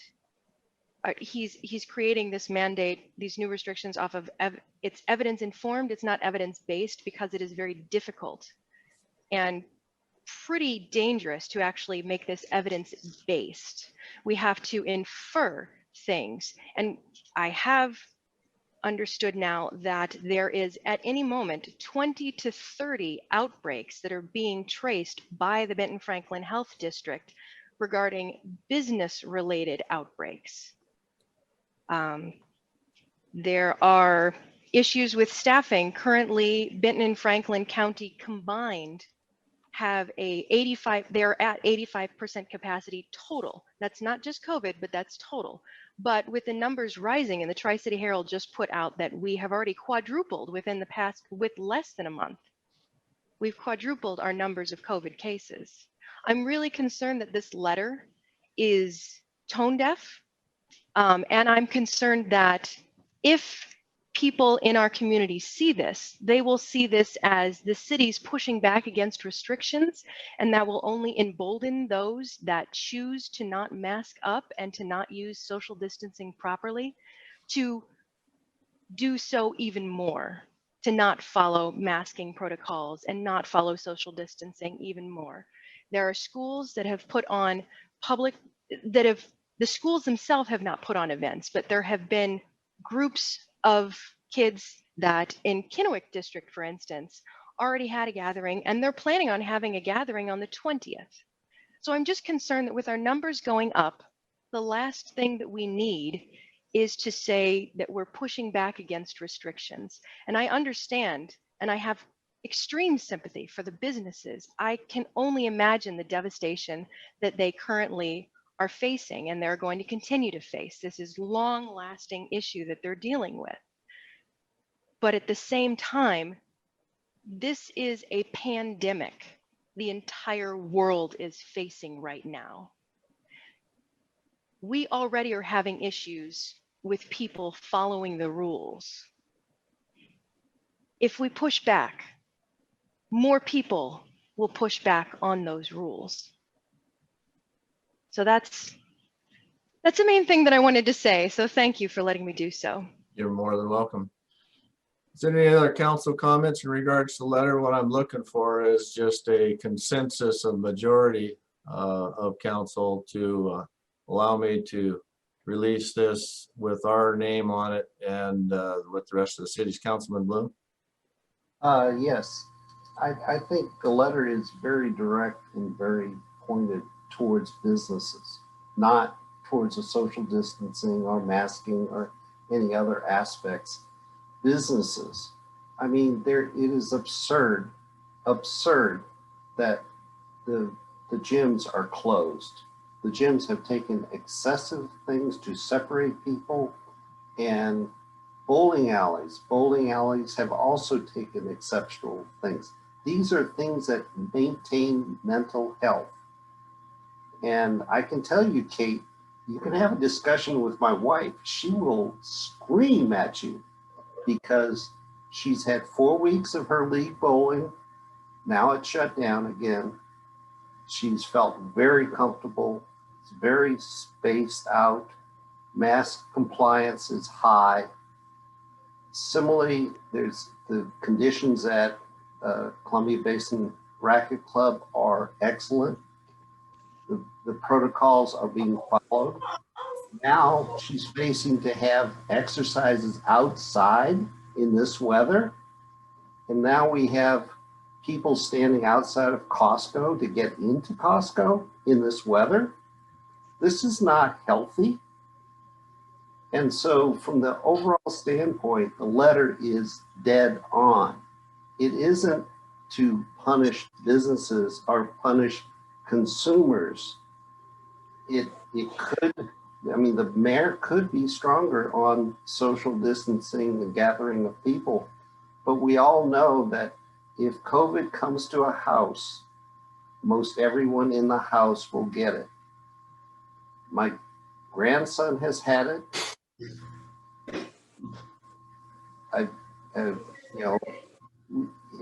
There are other places where the infection rate is much, much higher than this. And so it's just premature. We're relatively safe as far as an overall state compared to what's going on in other states. But what that's reflecting is people are just fed up. And it's that attitude that's getting us in trouble. They're just tired. And last but not least, not to be on the letter, I voted against the consent agenda because of the inclusion of accessing, declaring the property out of the racetrack access. So thank you. Thank you, Councilman Bloom. I see Mayor Pro Tem Brink, you have your hand up, sir. Yeah, thank you, Mr. Mayor. Council members Moran and Bloom, I understand what both of you are saying. But I do agree with some of the points that Council Member Moran has made with regard to businesses. While this is just anecdotal information, I have a son that has worked at Fred Meyer's for months up until about 2 weeks ago. And he could count dozens of people coming and going from the store not wearing a mask. So there may be some question about the validity of the statistical information quoted. I also know that Home Depot, other large retailers, same situation. My concern is this though, and this point I do agree with. While the impact on our businesses is devastating in many cases, I do believe that the public, could do a much better job at wearing these masks. It is so simple, but I hear dozens of arguments as to why individuals won't wear them, when in fact, the risk of catching or transmitting COVID is reduced significantly just by wearing a mask. So if people wore the mask and avoided the large social gatherings, we would be in a much better place than we are today. So I want to see our businesses reopen. They need to stay open. They're the lifeblood of our community and our economy. But I want to see more responsibility from our citizens to wear their masks. It's as simple as that. That's all I have, Mr. Mayor. Thank you, Mayor Pro Tem Brink. So I take that as a support of the letter, sir. Yes, sir. Had I written it, I would have made some changes to the structure as well. But yes, I will not. Yes, go ahead, send it. But I made my point as to what I think needs to be emphasized. So I respect and appreciate your comments, sir. Thank you. Councilmember Brown. I agree with a few of the things that Kate has said as well, but I want the letter sent. We need to balance the domestic violence, the child abuse, the suicides, the alcohol, the drug abuse issues, along with the COVID. Originally, this was for a month, and now we're 9 months into this. I don't want to say this, but I think in a month it'll be extended a couple more weeks. We need to mask up, but we have to have another answer besides that. We can't just say you have to mask up or our businesses are never going to open, because this, I think, is going to put the nail in a lot of businesses. So there's got to be some way, but the only other thing I'd like to say is that what I hear from people that are, just done with this COVID stuff is, Inslee has overreached, he's a dictator, blah, blah, blah. So I think if we want to send a letter, we better have something ready for the legislature as well when they get in session, what exactly has happened in our communities, what we want to see, what we're doing. It would be nice to have some statistics on how many businesses have already closed. So I'd really like you to follow up with our legislature, and I know you've been talking to them and stuff, but they are going to be coming together, I hope, here soon. So, if we could push it from that way as well. He is not a dictator. We all have representatives. So if that's how we want to change it, we got to talk to all of them. Thank you, Gail. We'll take that into advisement. Councilmember Fetto.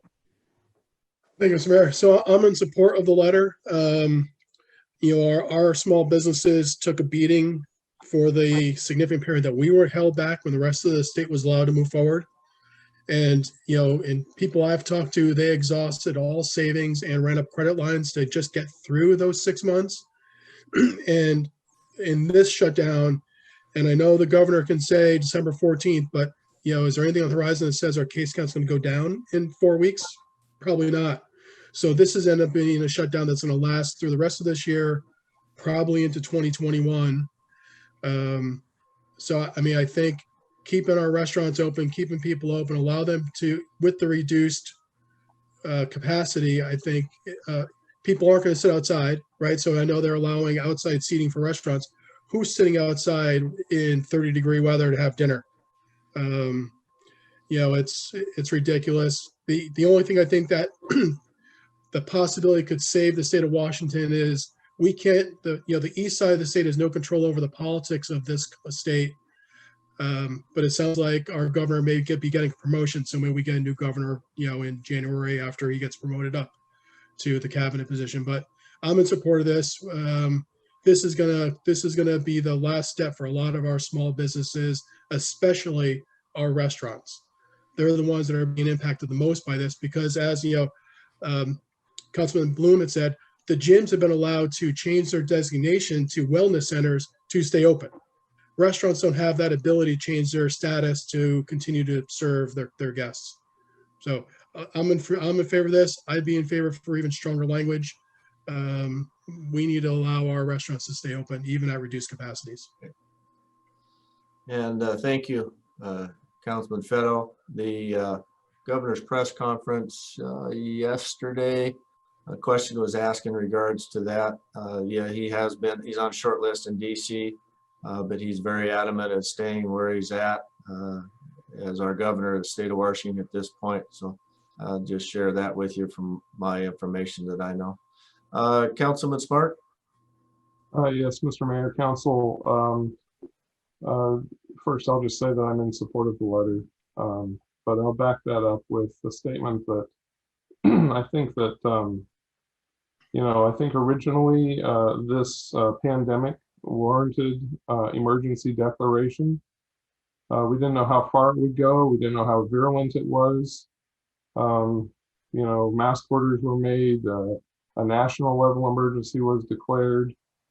States declared emergencies. We declared an emergency in this town, and I think that personally, I think the time for that has passed. I think that the health recommendations that we're receiving from the health department, the governor, the nation, the CDC are all worthy of merit, but the idea that this is an emergency, like in the same category as Grand Coulee Dam breaking and washing out the Columbia Basin or something of that nature, or Mount St. Helens going off and burying us all in ash, it just doesn't strike me as the kind of emergency that we should be upholding at this point. I mean, it's been 9 months. Yes, people get sick. Yes, some people die, very, very few of them. But yes, some die, just like the influenza virus and other viruses that ravage our communities for decades, if not centuries. So I just don't see this as an emergency event. I'm not saying that you shouldn't follow the health guidelines, although I have studied that as well, and I feel that what we should be emphasizing is the health and immune systems of our population. I think that Kate is right, and others are right in observing that really since day one, people have not been wearing masks properly. They've been wearing very ineffective masks. There have been masks worn below the nose every time. You say 3, Kate, I would say it's more like 50. And what this shows me, since we've been seeing this behavior since the beginning, is that it's not, I hate to say it, but this tells me that wearing a mask isn't actually having an impact because people haven't really been wearing masks. Some people have, but very many of them have not. And so I think that I have to question the validity of the efficacy of mask wearing at all. But if you wear a mask properly, yes. And if it's a good mask, yes. But so many people are not that I have to wonder why we're emphasizing it, anymore. It seems like the immune system is what we need to be talking about. Keeping people healthy, that means lowering their stress levels, allowing them to work, allowing them to play, allowing them to have family gatherings and so forth. And again, put the responsibility of health on the individual. This is America. My health is not your responsibility, and your health is not mine. That's the way I feel about this. If your health were my responsibility, I'd be putting police cars at the entrance of every fast food greasy spoon joint, and saying, hey, you shouldn't eat there, because that's going to give you a heart attack. You might be one of the 665,000 people in America that die of a heart disease every year. Okay, and what we're looking at now is a couple 100,000 people who have died of an influenza virus or a COVID virus. And I'm not sure that the state or even the city in this country should have the power to regulate people's lives beyond what they've done so far. I think that the state of emergency should be over. I think that if people want to protect themselves from a poor health condition of the environment, they should do so. But to have the governor continue to shut down businesses and dictate how we continue to live our lives is, I guess, maybe I'm speaking more boldly than most people would care to in this type of forum. But I'll tell you what, everybody I know, with a few minor exceptions, when you get down and talk to them, this is how they feel. Their freedoms are being taken away at that. And for what reason? Because there's a 1 in 10,000 chance they might die if they're over 70 years old from a virus like this. So I've known a couple 70-year-olds who have gotten the virus. They were sick for 3 days. Actually, one had a minor fever. The other one barely felt anything. They both got over it just fine. One of them had been a heart patient just 3 months earlier. They were definitely high-risk positions. They lucked out, perhaps. But to have a state of emergency in a condition and environment like this no longer seems justified. So I'm very much for the letter. I'd be for additional letters. And I think that we need to start pushing back, because this is creating a situation where we're no longer living in a free country. We are no longer living in a free country when I can't go sit down and eat a dinner at a local restaurant. And at my own choice, if I choose not to go, I don't want to catch COVID because I have a diminished immune system and I know it, or have a precondition, that should be my choice to stay home. And I would encourage anybody with those conditions to stay home and to protect themselves. I know some people like that, and I respect that position entirely, but it should not be a position that's imposed on us by the state. So that's more than I needed to say, and I know it, but it needs to be said, and I think it represents a large, large portion of our population. So I thank you for the time and you all listening to that. Thank you, Councilman Smart. And we have one more council member that has yet to weigh in, and this is something that I don't necessarily want to go through a full-blown debate, but I see a couple of hands that have popped up after first speaking. So after talking with letting Councilman Buell have a short, or have his say, I'll ask the next two individuals to keep it relatively short. We do have an executive session, and this is extremely stressful. We're all tired of it. I'm doing everything I can to work with our city managers, city administrators, county administrators, Health District, Washington State Health District, Governor's Office. It's extremely exhausting for me as well. So I appreciate everybody's comments and respect everyone's comments this evening. And I'll leave the last hurrah and a couple follow-ups to Councilman Buell. Thank you, Mr. Mayor. I hope my internet connection holds up. It's been a little spotty tonight. Everybody has made good points. Every single one of you has. And to be honest, I believe some parts of the other 6 comments, other 6 members that spoke tonight. But I will tell you this, I'm done playing politics with COVID-19. I don't care how the letter was written. The letter needs to be written, and it has to be straightforward, direct, and honest. The fact is I sat in on a phone call today with the health district folks and a number of stakeholders, and universally, 100% of the elected officials for both Benton and Franklin counties are seeing nasty impacts already. They're exceptionally concerned that this is game over time for a lot of their businesses. The fact is, no more. I am in favor of the letter, Mr. Mayor. I am in favor of joining with the other cities and the other counties and sending it. I respect the opinions of my colleagues, but in this case, I am exceptionally concerned that if we do not send something and say enough is enough, that ultimately there won't be anything left to complain about because everything will have gone. So, Mr. Mayor, I thank you very much for your time. My colleagues, I appreciate your comments tonight. Thank you. Thank you, Councilman Buell. Kate?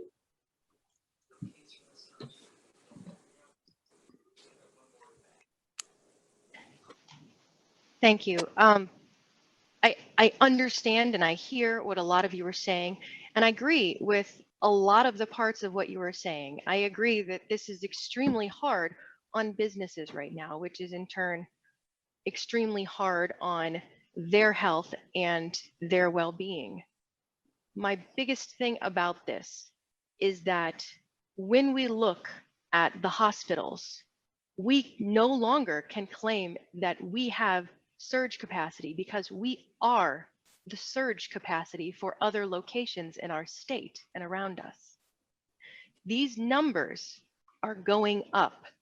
And when numbers go up exponentially, like they do when it comes to things like pandemics, it is going to come out of nowhere and smack us upside the head.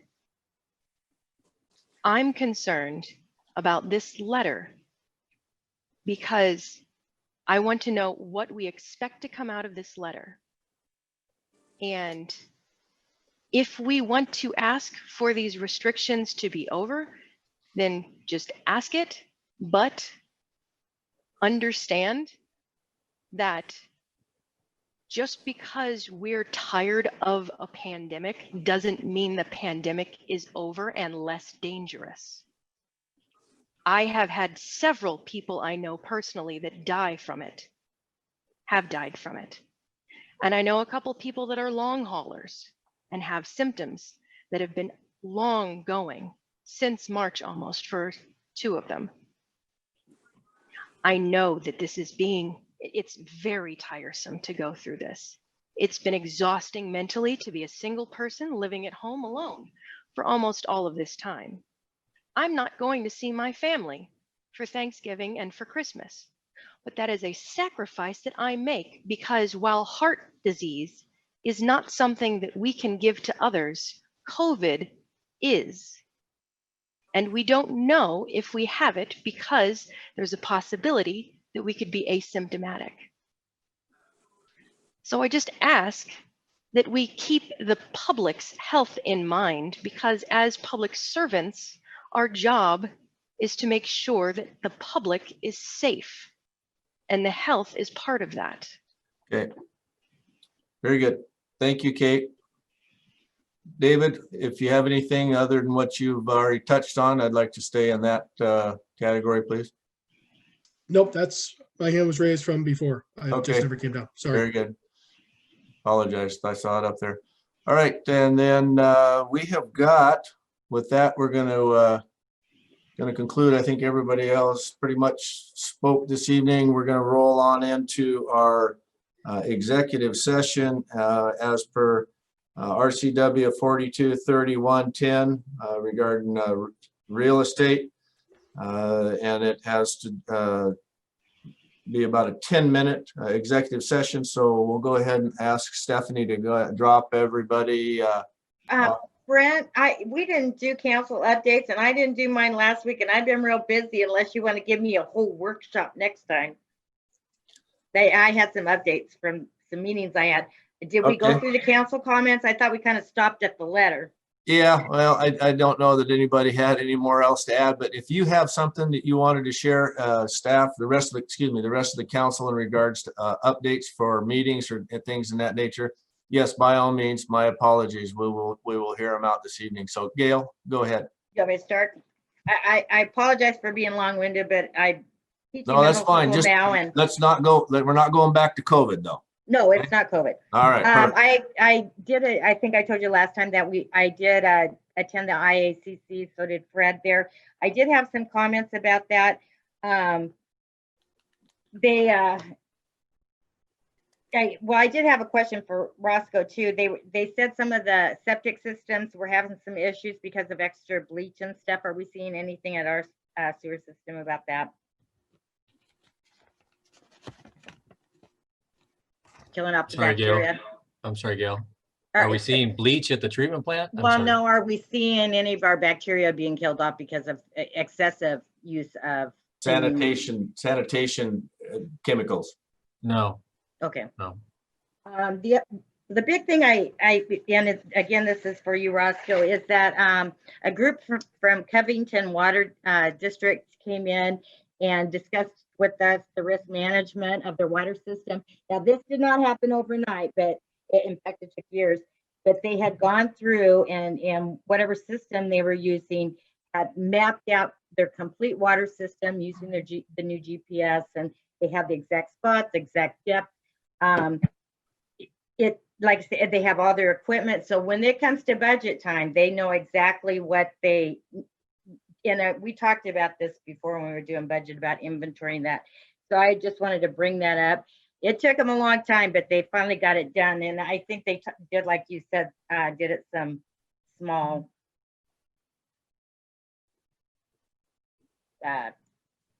things first. The other thing I attended was the listening committee for the transportation. There was a pretty substantial shortfall due to the pandemic, mostly because of less traffic, less gas taxes, less tolls, etc. So this was mostly a listening session to how we're going to shore that up.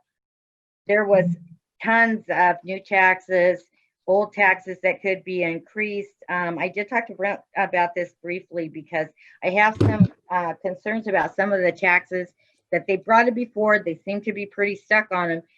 One is the road usage charge. I think on this side of the state and in our community, this could be very devastating for us, just because of the agriculture, the amount of traffic we have. We don't do the short little distances that they do over there. We're out to Hanford. We're out, so I don't want to advocate for any taxes at all, but if we got to do them, I don't know if we should be advocating for ones that would work better for our communities overall, and kind of stay away from these ones that would really damage us. They also talked about banning snow tires. Some of the states have been doing that. The studded tires, they do millions of dollars. I think the transportation issue is going to probably be a mess for some time. The other thing that I went to last week was the AWC risk management homelessness. I sent Eric some information this morning about it. There has been several lawsuits, and the courts are being pretty sympathetic to the homeless and their plight. They have considerable amount of constitutional rights, and they are figuring out those rights. Although there's been a lot of lawsuits, the people the homeless are, they're getting maybe $10,000, $20,000. It's the attorney's fees that come in after that are really costing these cities a lot of money. As far as even cleaning up sites, whether they're abandoned or not, there's a ton of laws. We have to, you need to take in these and store these things so they can reclaim them if they want to. We could probably do a whole workshop on this. I am very worried that we are not prepared for this. They are expecting a pretty big influx of homelessness as soon as these moratoriums are up. As we're growing and like Eric said, the whole Tri-Cities is growing huge, and this issue is going to get bigger. I know we have a little caravan that we've been kind of moving around now, but I expect this to be bigger. I think we've got more homeless in West Richland than we might think.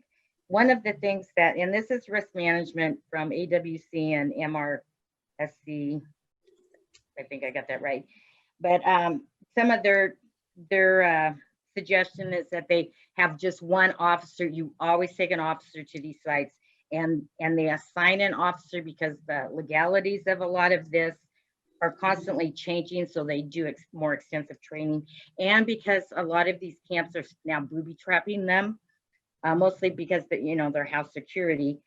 So there's some danger of that. Who cleans it up? Public Works, small cities, code enforcement in doing this. What are we doing on private property? What are we doing on public property?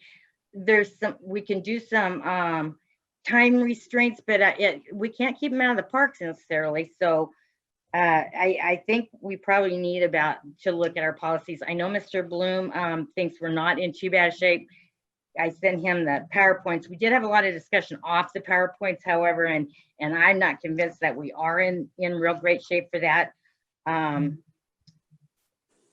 One thing I've kind of been on my pedestal about this too, is within the next 15 to 20 years, we expect that the senior homelessness will increase by 90%. I've been talking about this for a long time. The baby boomers are coming through. It's going to be substantial on cities, counties, just the community in whole. I did want to ask Eric about the Habitat for Humanities. Did they contact you? Did Jack get a hold of you, Eric? He hasn't contacted you. I asked him to clear some stuff up, so maybe he's looking at that. Back to a legislative list. I know we got contacted by the wind farms. I know that went to the state level as well. Brent, you said you were kind of looking into that, so I assume you're doing that. I know we didn't really put a legislative list together, but I think there is a few things we probably should put together and get in there while they're in session. And I have a lot, but that's kind of the short and sweet of it. And the legislative list, I have the conversations with the city managers. Okay. David Replog and I have had conversations. We'll continue to follow up. We ran out of time on the proposed wind farm across the top of the hills, and then get back to you in regards to that. Okay, thank you. Extremely busy last couple of weeks with the holiday right in the middle of it too. Yeah. But a lot of good points, Gail. Thank you very much. Appreciate your engagement with staff and myself on these items. Let's see, do we have anyone else this afternoon? Oh, I mean this evening. Okay. Perfect. Thanks, Gail. Appreciate it. So Stephanie, if you will excuse our public participants this evening, we'll move on into our executive session. As I said, is our RCW 423110C for real estate for about 10 minutes.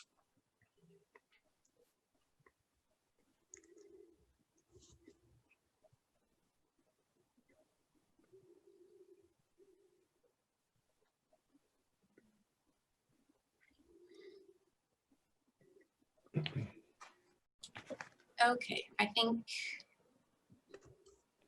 Nobody in the closet not that I can see.